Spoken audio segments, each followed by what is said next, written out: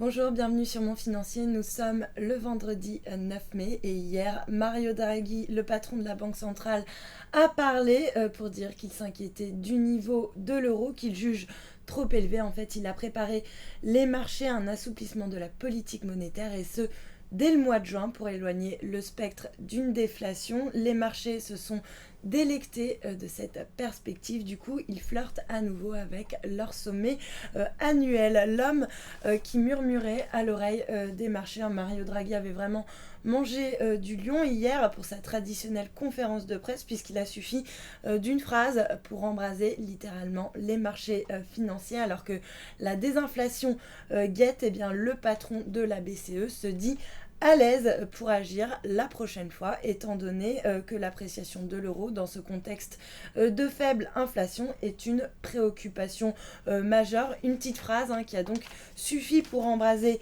les marchés. Alors on a beaucoup parlé de l'euro, la menace de l'euro trop fort. En effet, autour des 1,40, eh bien, il flirte avec ses plus hauts niveaux depuis octobre 2011, un niveau trop élevé. Tout le monde s'accorde pour dire qu'il ne reflète pas les fondamentaux économiques de l'Union européenne. Et puis pour le président de la BCE, c'est simple, à ces niveaux, eh bien, l'euro représente une inquiétude sérieuse pour l'objectif des prix de la Banque centrale. Du coup, eh bien, une autre raison qui a également poussé Mario Draghi à agir tient à la persistance d'une inflation trop basse. Elle est seulement à 0,7%. On est très très loin de l'objectif de la Banque centrale qui vise 2%. Or, eh bien, un euro trop fort a tendance à alimenter les pressions déflationnistes en zone euro. Et pour Mario Draghi, eh bien, cela ne peut pas continuer comme ça. Du coup,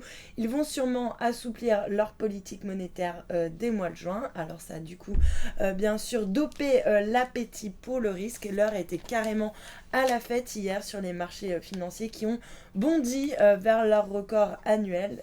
Car plus que la croissance ou les résultats d'entreprise, ce que le marché aime, c'est qu'on fasse fonctionner la planche à billets. Résultat des courses, l'indice parisien s'installait confortablement au-dessus du seuil des 4500 points, alors que les dettes des pays périphériques, elles, enfonçaient de nouveaux points bas. C'est vraiment le signe d'un appétit accru pour le risque. On n'en parle pas dans la presse ce matin, puisque le communiqué de presse est tombé à 2h du matin, mais le mariage entre le leader français de la pub Publicis et l'américain Omnicom est annulé. Alors les deux géants de la pub renoncent à leur projet de fusion. Ils invoquent les défis qu'ils n'ont pas su surmonter, mais en fait c'est plus une bataille d'ego entre les deux patrons, Maurice Levy et John Wayne, qui a bloqué le processus. Chacun voulait tirer la couverture vers soi. Du coup, eh bien, c'est la lutte pour le pouvoir qui a fait capoter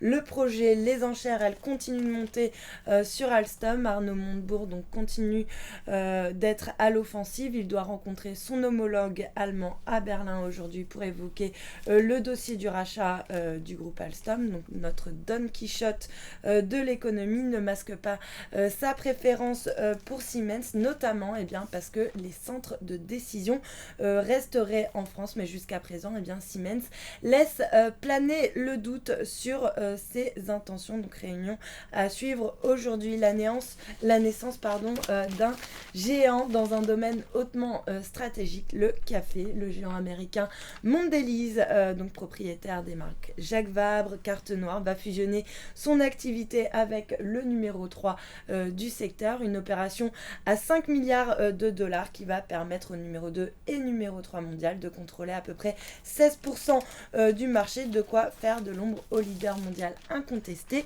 Nestlé, une jeune pousse qui passe sous pavillon américain, donc le géant américain TripAdvisor qui vient de mettre la main sur un site qui cartonne en France, lafourchette.com. Alors pour ce site de réservation en ligne, c'est l'occasion unique d'accélérer sa croissance à l'international. Et puis à lire absolument ce week-end dans The Economist, un dossier édifiant sur le shadow banking. Et puis pour terminer, l'histoire du jour, une mère de famille qui a trouvé un procédé ingénieux pour blanchir des billets de banque. En fait, avec l'aide d'une brosse à dents et d'un puissant détergent, eh bien cette coiffeuse arrivait à transformer des coupures de 5 $ en coupures de 50. Du coup, la Banque Centrale Européenne, dont on voit le patron juste ici, songe à lui confier une mission justement pour faire tourner la planche à billets en Europe. Voilà pour le morning de ce vendredi. Restez avec nous. Très bonne journée.